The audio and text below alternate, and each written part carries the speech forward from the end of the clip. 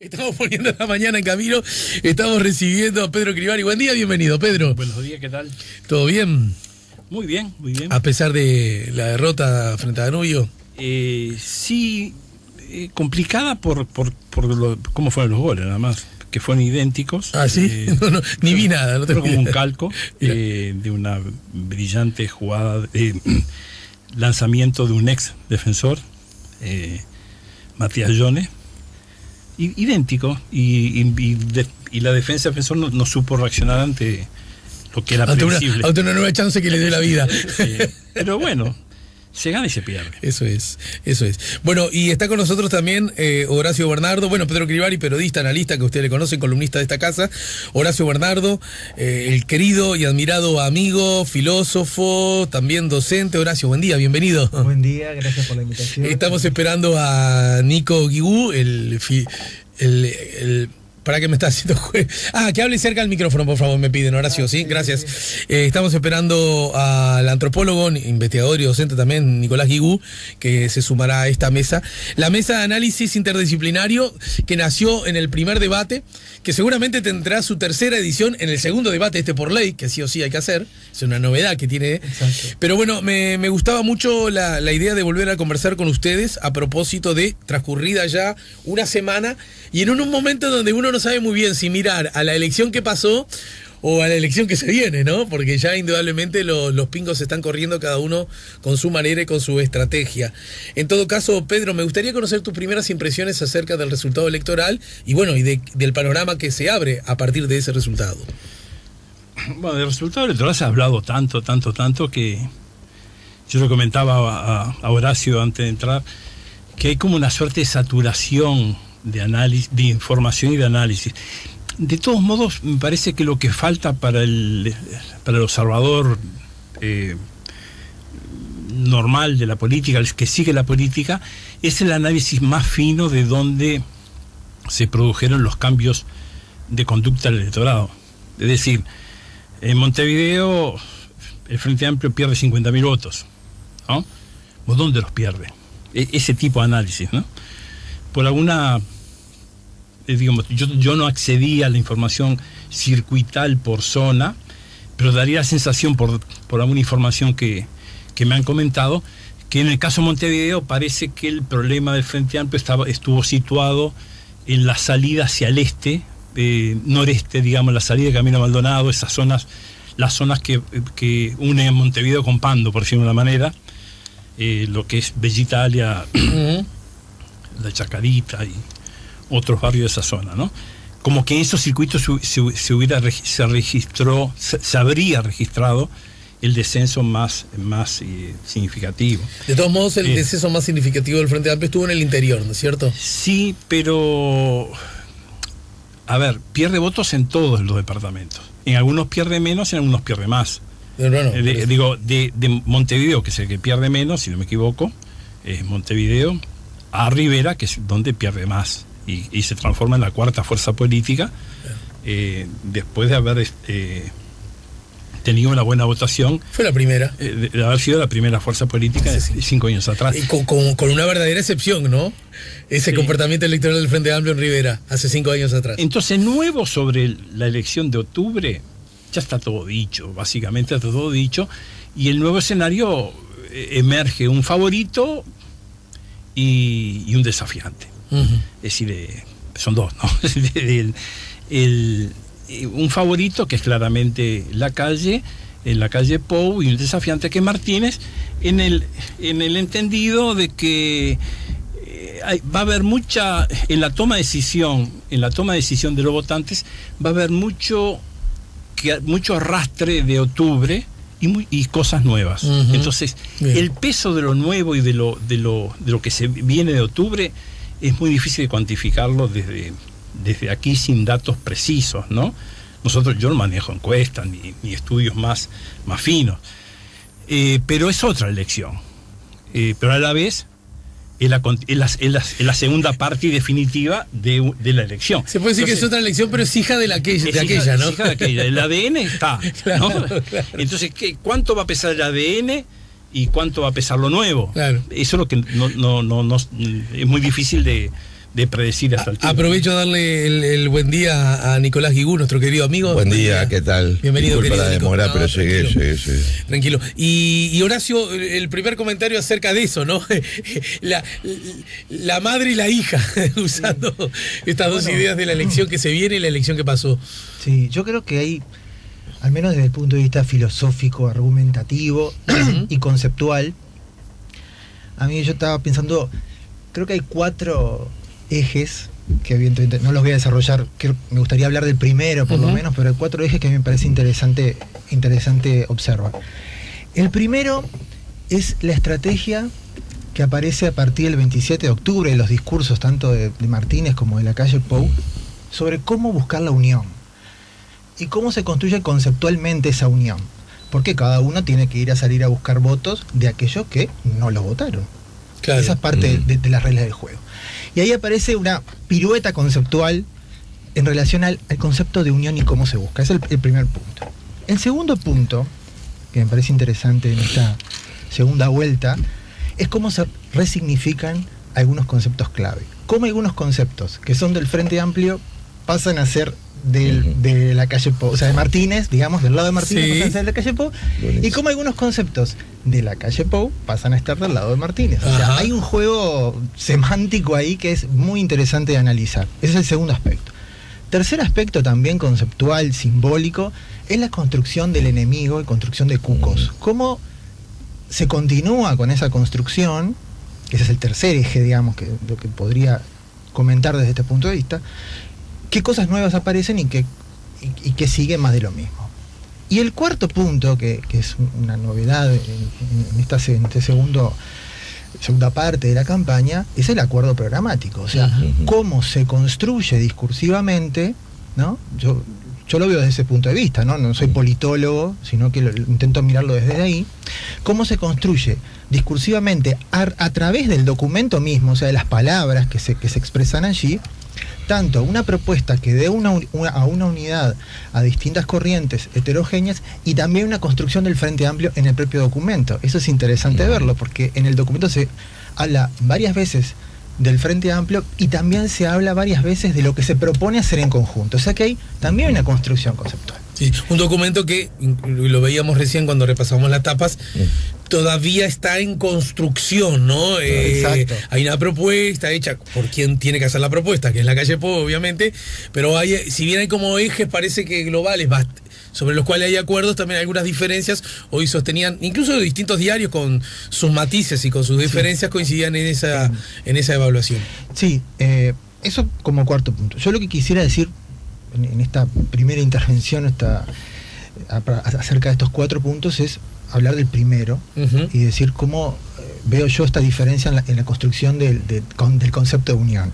Y yo veo que hay un giro, una pirueta ahí de 180 grados, no sé, una pirueta o varias volteretas ahí, que ahí pasa algo curioso entre el discurso que cada uno de los candidatos hace el 27 de octubre y lo que termina sucediendo después. No intencionalmente, no porque haya un intento de engañar, sino porque las circunstancias se van dando.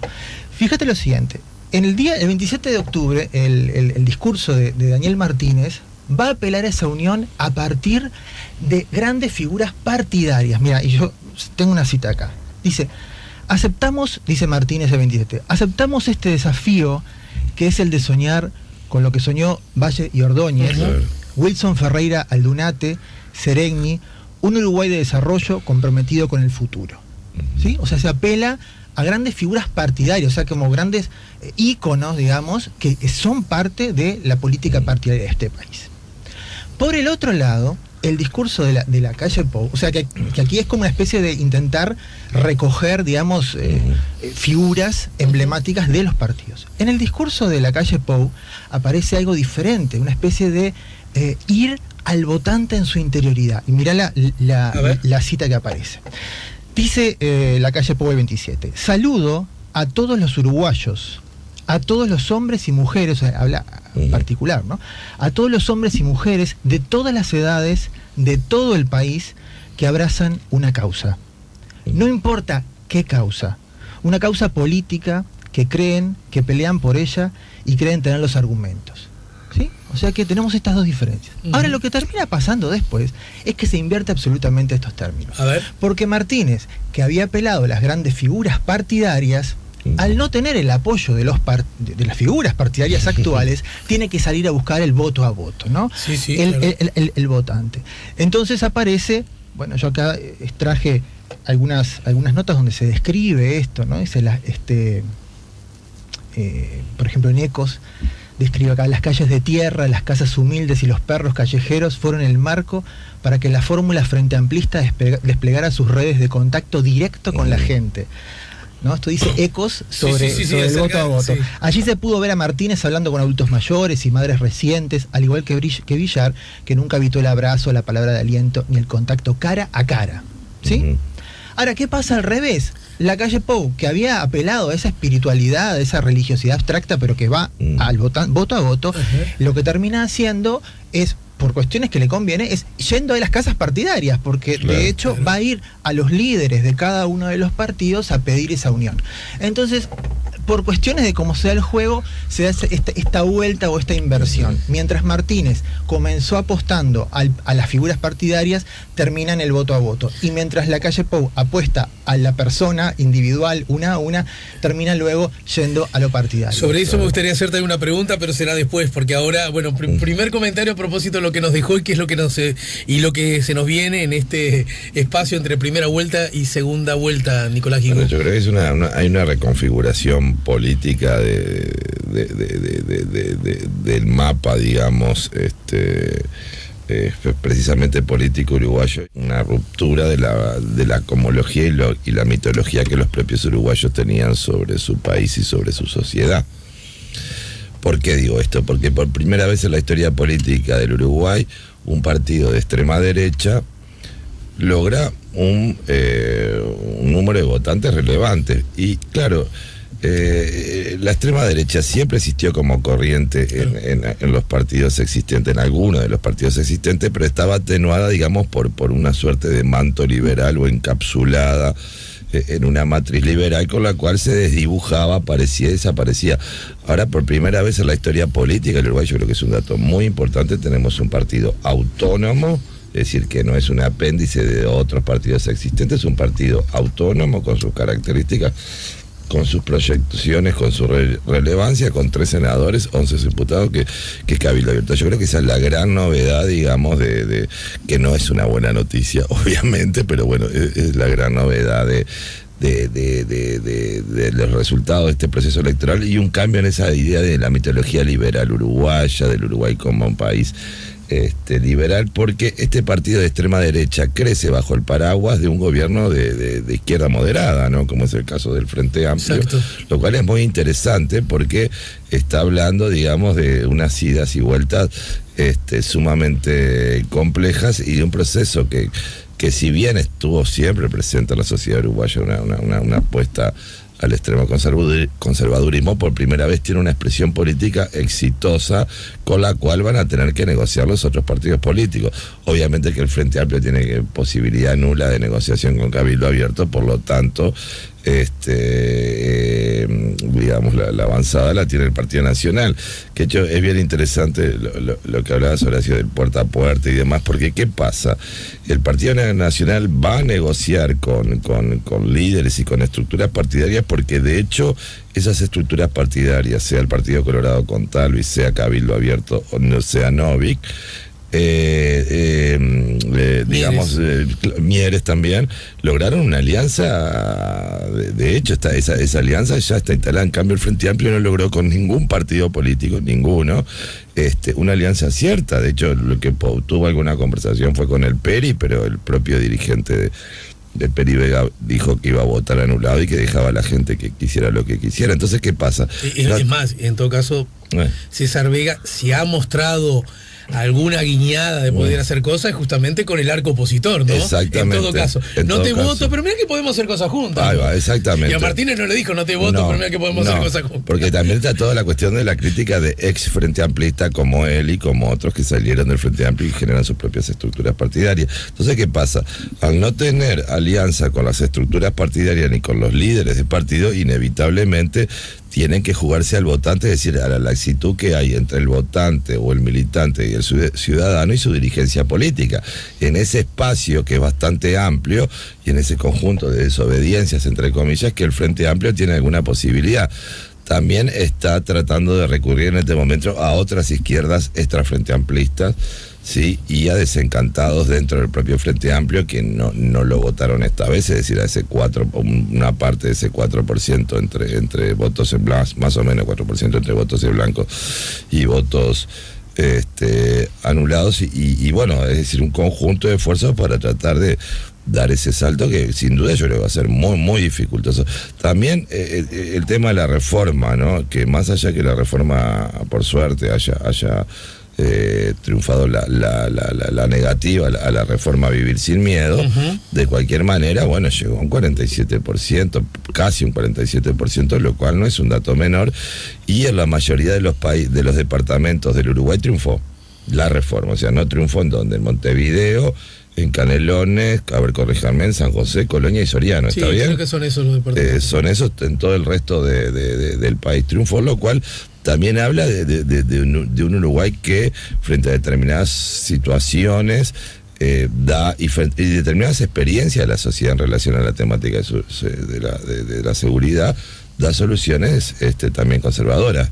Es interesante que todo esto haya ocurrido bajo digamos, el paraguas de un partido progresista que tenía también como objetivo transformar los valores de una sociedad, es decir, digamos, y esa transformación de valores es relativa, pero hay otra cuestión que sí me parece interesante, que como cierta parte de la agenda de derechos y demás atraviesa y sensibiliza a los otros partidos políticos, y de hecho hay una senadora afro, por ejemplo, en el caso del Partido Nacional. Lo que es interesante porque además no le gusta reivindicarse como tal, porque se dice, bueno, exacto, yo llegué acá por mis propios méritos. Exacto, no, exacto. Es verdad, con un perfil, y digamos, todo el tema de la agenda ya avisaron que no la iban a tocar, o sea que pasa a ser un punto relevante, digamos, de ingreso a las otras comunidades políticas. Pero, digamos, el rediseño del futuro es un Uruguay conservador, porque tampoco es que gana el Partido Nacional y pierde el Frente Amplio, es mucho más complejo. Gana el Partido Nacional con un partido de extrema derecha, vuelvo a decirlo, de extrema derecha, pues esos términos que acá en Uruguay no se usan mucho, pero son... No solo no se usan, hay un esfuerzo implícito y explícito para tratar de obviarlo y darle vueltas. Yo he escuchado analistas, algunos colegas apreciados y queridos, subrayar mucho que el Frente Amplio quedó, luego de esta elección, escorado hacia la izquierda, llamémosle. Lo que es absolutamente cierto. Sí. Ahora, vos no podés decir eso sin dejar de decir que el arco opositor quedó escorado claramente a la derecha. A la derecha, entonces... Decir una y no decir la otra es una curiosa mirada, por lo menos parcial, ¿no? Sí, entonces lo que vamos a tener en caso de que triunfe la Calle va a ser un gobierno de centro derecha, claramente digamos por el espacio de alianzas que tiene que constituir para llegar al gobierno, y eso lo coloca con un tono no liberal, es decir, no es conservadurismo liberal, sino que, bueno, están los liberales conservadores, que así son sin duda Talvi, que son liberales conservadores, pero conservadores quiero decir en lo económico, o lo que yo entendería como conservador lo económico, y liberales o lo político, ¿no? Ajá. Él diría que es liberal en todo, seguramente tal. Él diría que es liberal en todo, sí. Bueno, pues son discusiones. Está bien, pero de cualquier manera tenés ese espacio liberal, digamos, que tiene que negociar también con Manini y con la Calle, con lo cual ya tenés un espacio a futuro, un espacio, un gobierno conservador, y yo no sé si de la reapertura democrática el gobierno más conservador que hayamos tenido probablemente. Les propongo ir a una breve pausa, al regreso seguimos intercambiando opiniones en el marco de las cosas que ustedes dicen, las que piensan, y también las que les han motivado el pensamiento y lo dicho por los demás, ¿sí? Estamos poniendo la mañana en camino, estamos en esta mesa de análisis interdisciplinario con el analista y periodista Pedro Crivari, con el antropólogo Nicolás Guigú, con el filósofo Horacio Bernardo, acá en el 98.7. Estamos conversando acá en la mañana en camino con Pedro Crivari y Nicolás Guigú, Horacio Bernardo, en esta mesa de análisis interdisciplinario, el periodismo, la filosofía, la antropología. Ya conversamos en el marco del primer debate, ya les anticipo que lo vamos a hacer si vuestras complicadas agendas lo permiten, en el marco del próximo debate que por ley hay que hacer, así que para mantener las tradiciones, ¿no? Bueno, han quedado arriba de la mesa muchas pelotas muy picando. Muy picado todo. Y cada una... Me parece interesante cómo nos apasiona la política a los uruguayos. De ello estuvimos hablando muchísimo en la pausa, ¿no? Claro. Y que también es una manera, o el tiempo de la política, que es el tiempo de las elecciones, para simplificarlo, es para simplificar ese tiempo, es también el tiempo que uno reflexiona sobre la sociedad, sobre sí mismo, sobre las relaciones con los otros. Aparte, siendo un país tan chico, ¿no? Por ejemplo, uno conoce directamente gente del Partido Nacional, gente del Frente Amplio, gente que trabaja en diferentes estructuras, y eso le da otra visión de la realidad, que tal vez en un país más grande, y uno muchas veces ve la diferencia entre discursos y prácticas concretas.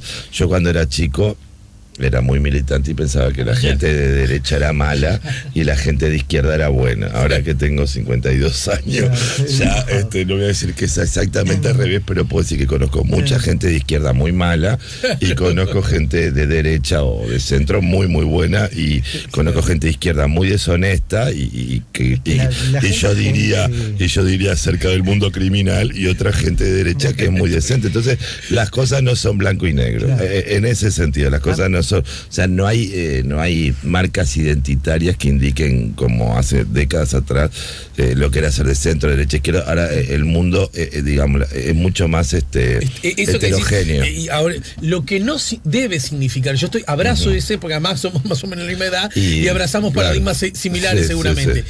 Lo que no debe significar que no exista la gente de derecha, la gente de izquierda. ¿Se entiende? Ajá. Hay un pensamiento que es más liberal, claro, otro más conservador, otro más autoritario, otro más respetuoso del otro más a la derecha, otro más a la izquierda, otro que ve el Estado interviniendo más, otro que ve el Estado interviniendo menos, otro que cree en el derrame natural que se produce por la economía, otro que cree que solo así no alcanza.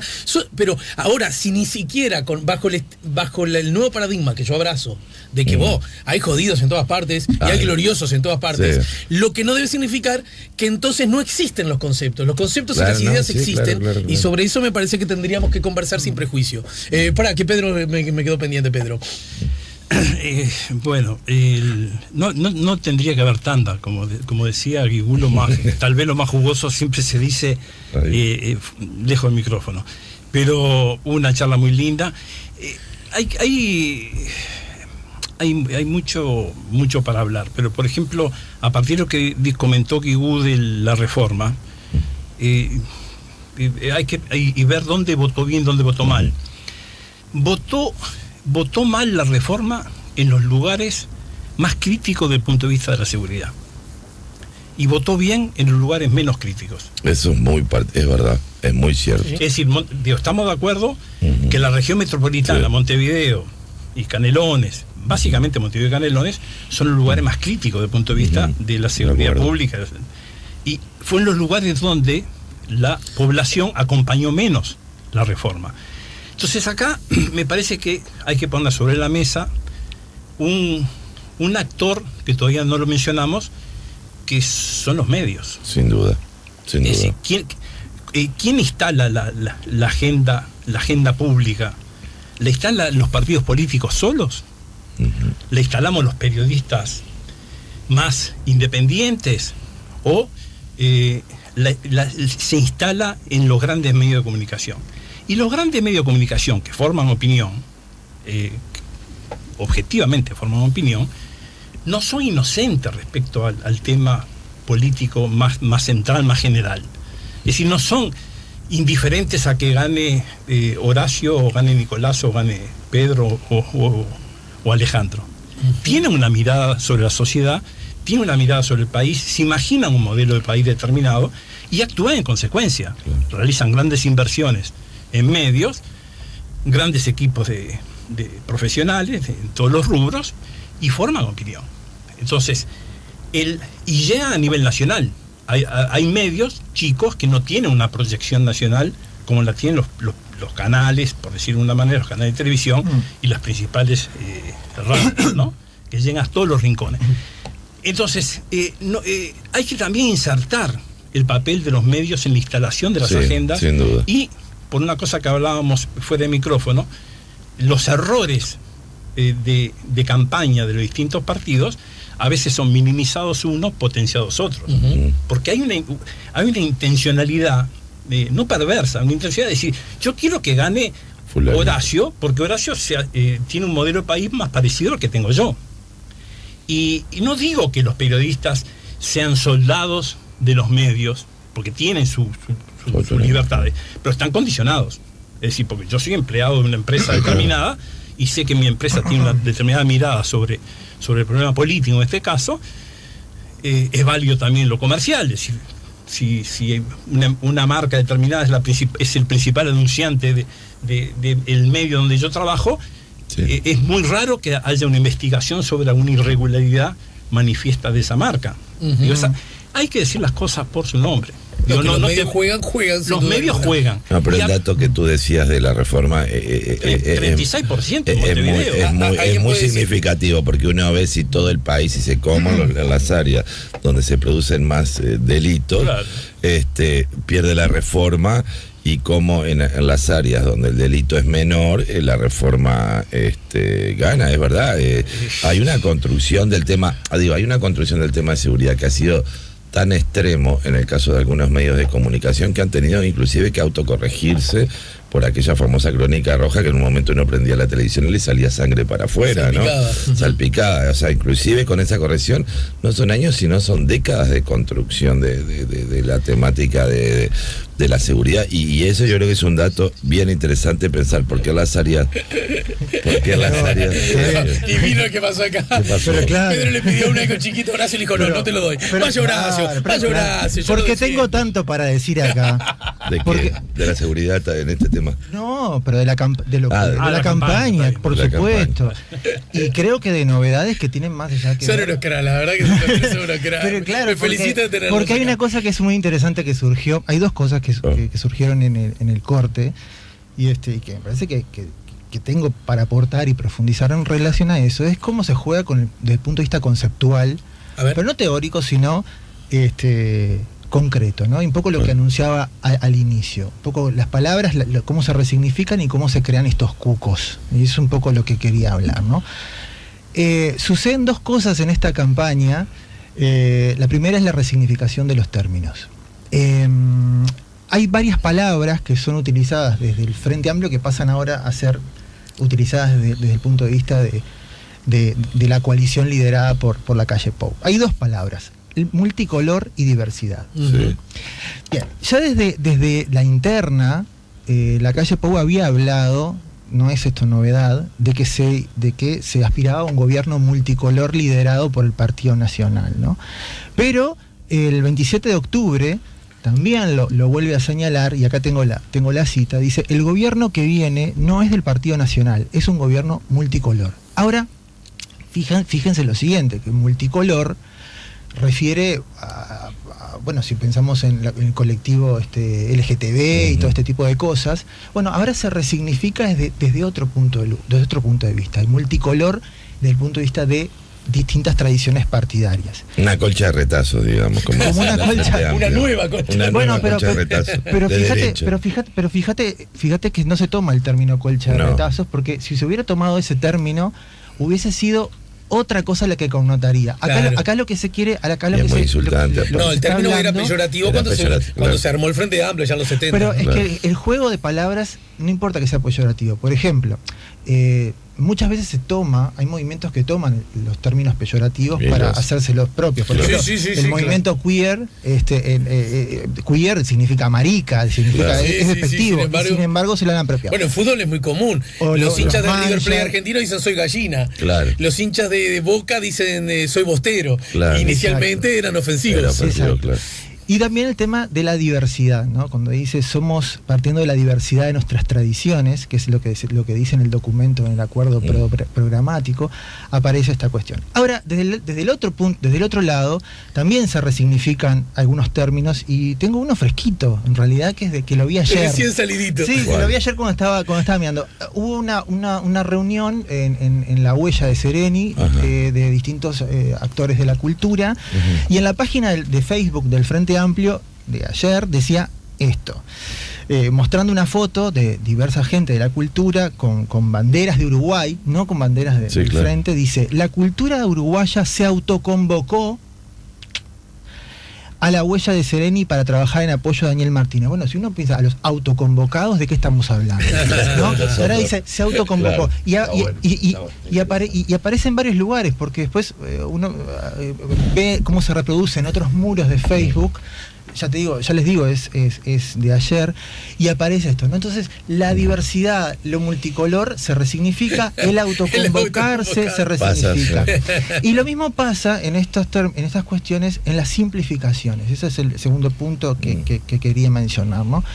El domingo pasado, Yamandu Orsi, que ahora es jefe de campaña del Frente, decía justamente, él mismo decía algo que es lo que diría cualquiera en ese lugar, que bueno, que cuando se arma una campaña hay que simplificar los mensajes. Entonces, en esa simplificación, los términos no pueden ser muy complicados. Muchas veces se dice, bueno, no se comunica ideas. Bueno, pero a ver, las ideas no se comunican en todos los ámbitos. En todo caso, se leerá el programa, se verán cosas. Pero se tiene que dar un mensaje en el que se construya algo que hacer, algo a lo que dirigirse y por lo que luchar. En ese sentido, la construcción de cucos y de enemigos está a la orden del día, siempre dentro del punto de vista, y no quiero juzgar, pero siempre dentro del punto de vista de ese discurso simplificado. Si yo te estoy pidiendo el voto, yo el candidato, necesito que vos tengas algún motivo, y la forma más fácil de tener un motivo es ir contra algo. ¿No? Entonces, una identidad apoyada en una alteridad. Exactamente. Digamos, ¿no? Es decir, exactamente. Necesito alejarme de alguien para hacer algo. Exactamente. Pero la alteridad no quiere decir que vos seas vacío. Porque vos podés tener un programa fabuloso. No, desde ya. Pero no podés decir el programa porque el televidente se te va a dormir ahí. Tengo que simplificar. O la gente en un acto quiere ir a aplaudir. La gente va a aplaudir, no va a enterarse a ver qué es lo que dice el señor. Si vos hablas desde los cucos, digamos, vamos a decir algunos de los dos lados, ¿no? Por ejemplo, desde el punto de vista de la coalición liderada por la Calle, ¿no? El FA está dominado por el MPP y el Partido Comunista, ¿no? O sea, el 80% de los parlamentarios y yo agrego, y el lata que entró es Daniel Olesker. Que es el lado ortodoxo. Se puede decir. Son amigos de Venezuela, de Cuba, en fin. Hay un montón de elementos que se pueden señalar de este lado. Desde el otro lado, el Frente Amplio también necesita, y un poco lo hablábamos antes, que es el que más necesita construir cucos. Y bueno, Manini viene al pelo, ¿no? Es como la ultraderecha. Bueno, vos dijiste una cosa así, pero bueno, es parte también de lo que... ¿no? Manini es la ultraderecha. Hay fuerzas neoliberales, ¿no? Ahora, la gente, vos preguntás a alguien, ¿qué es ¿qué significa, de los dos lados, ¿no? ¿Qué significa el comunismo? O ¿qué significa el neoliberalismo? No sé cuántas personas pueden saber. Y no interesa eso, porque a nivel de la construcción discursiva, lo que interesa es el cuco. Entonces, por ejemplo, se van a perder los derechos, es otra. Los 300 puntos de la ley de urgencia, o no sé cuántos son los puntos, en fin, de esto que es una especie de fantasma que está allí. Bueno, todos estos elementos. El Consejo de Salario. El Consejo de Salario. Que no se ocupó porque ya dijeron que lo van a sacar, así que es algo real y concreto. Y además otra cosa. No dijeron que la negociación colectiva no va a desaparecer. Lo que va a tener algunos cambios. Por favor, ya sabemos que eso que obviamente va a desaparecer. Usted me está haciendo cuco, Nicolás Guibuta. No, es que no importa la realidad, no importa lo que diga el adversario. Si el adversario dice, no voy a hacer eso, no voy a quitar los derechos, o no voy a traer a Maduro acá. Aun cuando diga eso, no importa, porque lo que me interesa es simplificar el discurso, construir una razón por la cual votar. Sí, pero a ver, yo creo que también interviene mucho, como en el caso de la seguridad, la experiencia de la gente, y en este caso las experiencias históricas, por ejemplo, en relación a la comunidad política de la Calle Pou, que es el herrerismo, es decir, el sector más conservador dentro del Partido Nacional históricamente, desde el herrerismo propiamente dicho. Justo el otro día estaba leyendo un artículo, una nota de Herrera sobre Franco, ¿no? Cuando va Herrera, es decir, el abuelo de él, a ver a Franco y toda la emoción. El bisabuelo. El bisabuelo, pero toda la emoción que le produce, y bueno, y el famoso saludo de la calle falangista, sí existe, hay fotos, todo eso lo tenemos. Es una tradición que por veces ha jugado mucho con el falangismo y demás. No es una tradición wilsonista ni nada de eso. Está lejos del liberalismo. Puede ser liberal económicamente, pero políticamente siempre ha tenido simpatías por sí, Nahum le llamaba el liberalismo, ¿no?, conservador, ¿no? Liberalismo conservador, ¿no? Que era como incluso sí. Creo que Nahum decía, Barrán decía, él escribe sobre eso, que el herrerismo se había constituido en el sector político más coherente y previsible del Uruguay, en el sentido que uno podía suponer exactamente qué iba a opinar sobre cada cosa que ocurría. ¿Y qué va a hacer? Entonces, claro, apoyado en una trayectoria, cuando ¿no? vos tenés una comunidad política, digamos, que se va atravesando el tiempo, en fin, va desarrollando sus prácticas en el tiempo, también lo que tenés es una experiencia, que por ahí hay gente más joven que no la tiene, otra gente más grande que la tiene y se la transmite, pero de hecho, digamos, durante el último gobierno herrerista que tenemos, sí se sacaron los consejos del salario y una cantidad de medidas bastante complejas, ¿no? Inclusive creo que fue el único caso que tuvimos de personas asesinadas en la calle y demás, si no me acuerdo, desde el gobierno democrático, ¿no? Que tuvimos los 2 o 3 casos de asesinatos durante el filtro. Es decir, ese espíritu liberal conservador, obviamente, que es la misma comunidad política, ¿no? Claramente, la misma comunidad política. A eso sí se le suma, digamos, un partido de extrema derecha con todas las características de la extrema derecha, xenófobo, homófobo, etcétera, la extrema derecha clásica, ¿no? Anticomunista, vulgar, es decir, toda esa visión más no respetuosa de los derechos humanos, mucha gente vinculada a las violaciones de derechos humanos, torturadores, etcétera, que se encuentran presentes en algunos cuadros de Cabildo Abierto. Eso hace que probablemente inclusive este gobierno sea más conservador que el gobierno de Luis, del padre de la calle Herrera. De la calle Herrera, probablemente. Y eso, ¿cuál es el contrapeso? Bueno, que el Frente Amplio va a tener una representación, en el caso que pierda, va a tener una representación parlamentaria importante, y otros sectores liberales como el Partido Independiente y demás, pero se configura un Uruguay conservador. No sé qué va a pasar con la ley de 8 horas, porque bueno, del mundo rural, porque siempre existió la calle Pou de que no era una ley que se ajustase a la realidad de los trabajadores rurales y cuestiones así. Es decir, es un gobierno liberal y conservador. Yo creo que esa expresión de nuestros historiadores es la más adecuada. Frente a eso, evidentemente que va a haber una reacción dentro del viejo liberalismo uruguayo, que el paraguas principal, por así decirlo, es el Frente Amplio. Es decir, y en este proceso de polarización que se da con un balotaje tan exigente como el que tenemos, porque de hecho los porcentajes de nuestro balotaje no se ajustan ni al de Argentina ni al de Francia ni de otros lados, pero bueno, en este proceso de polarización que estamos teniendo, ¿cómo decirlo? Va a haber apropiación de términos y conceptos de uno y otro lado, pero también situaciones importantes de diferenciación, y esto sobre todo si triunfa la calle Pou, ese proceso de diferenciación se va a dar inevitablemente más, porque se generan mundos de sentido diferentes, mundos semánticos diferentes. Ahora una colega artista me decía, la vuelta de los rubios, ¿no? Yo que soy rubio lo digo con autoridad, es decir, inclusive fenotípicamente empiezan a aparecer otros sectores sociales, otras maneras de vestirse, etcétera, etcétera, una idea de normalidad a la uruguaya muy bien representada por esos sectores.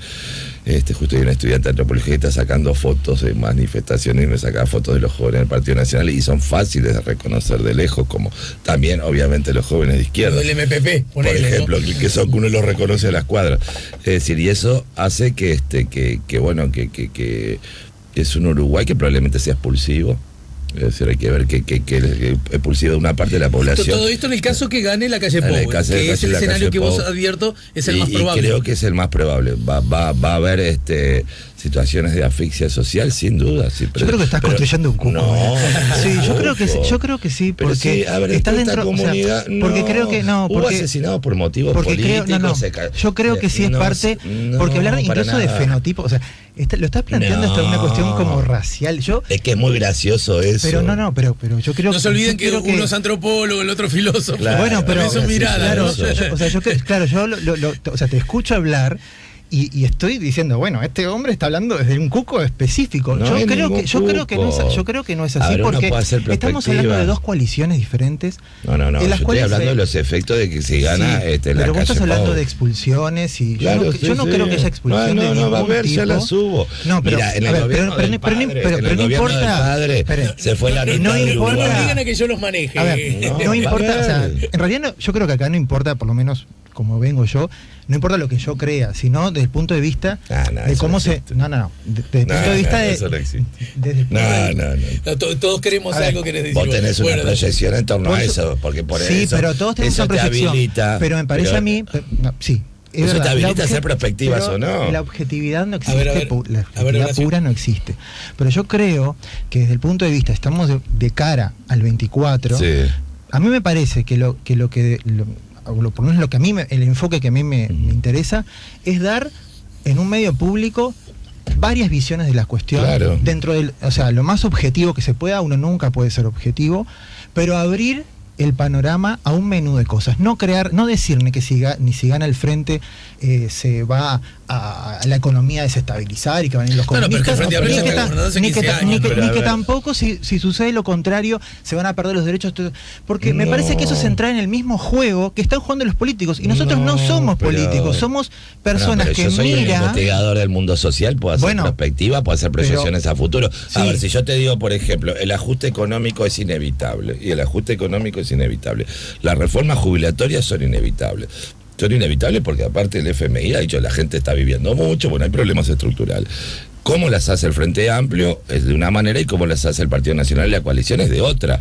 Ahora, los ajustes, más allá de quién gana, ese tipo de ajuste, el ajuste que está haciendo inclusive el Frente Amplio económico gradual ahora, gane uno, van a existir el ajuste a la reforma jubilatoria en cualquiera de los dos casos, va a existir. Entonces yo, a partir de dimensiones más macro, puedo hacer una proyección a futuro de esas situaciones. Pues bueno, tengo que ver cómo la resuelve una coalición, cómo la resuelve el Frente Amplio, bueno, pero hay cuestiones, hay paquetes que digamos que ya vienen inclusive de afuera, y están establecidos por situaciones mucho más amplios y por características y configuración, digamos, de la sociedad y la economía uruguaya. Por hoy tenemos que terminar, pero yo no sé si esto no lo deberíamos retomar antes del debate, porque además de verdad me fascinó mucho las miradas, incluso hasta los roles que entienden cada uno de jugar, lo que forma parte también del espectro de libertades. Pero Pedro has quedado medio callado últimamente y quiero escucharte a vos en el final.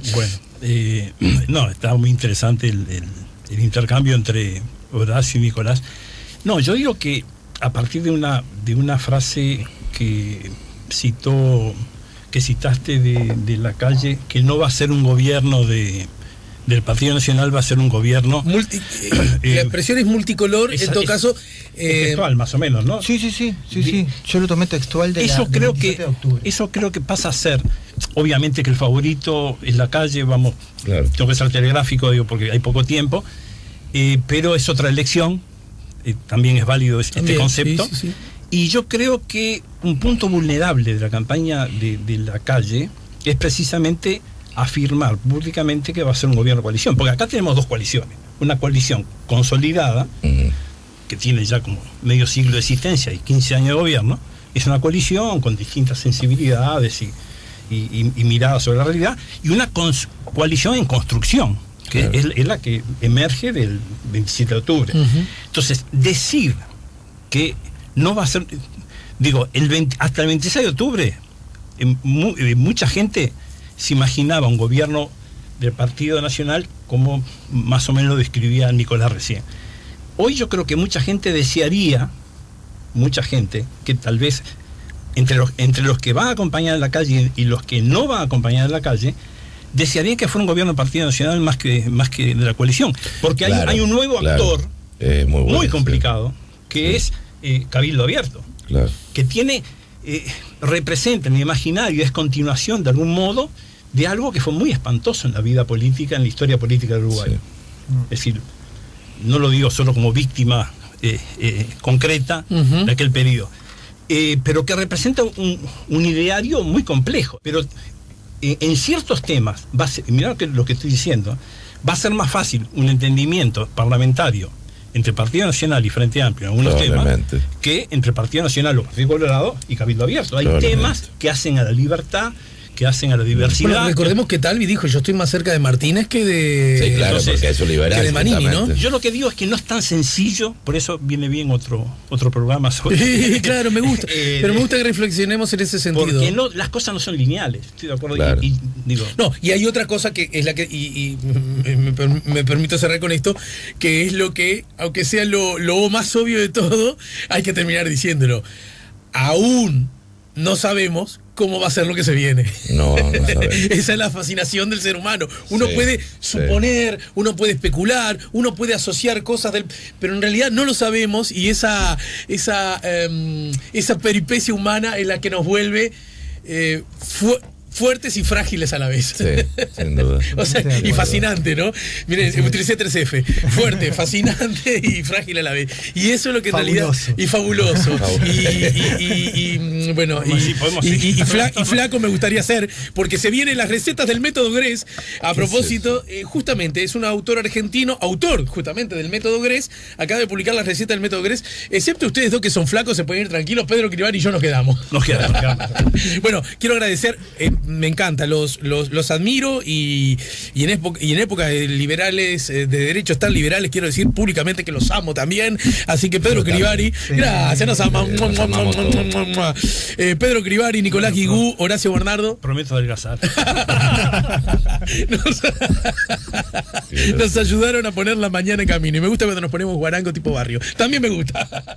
Si buscas un portón automático para tu casa o para la oficina, asegúrate que sea fuerte, que sea seguro, que sea práctico, que sea un SEA. Porque solo un portón SEA te asegura el mayor respaldo técnico, un service propio en todo el país y la garantía de todos sus productos. Ingresa en seaportones.uy o llama al 2601-2611. Si vas a elegir un portón, que sea un SEA.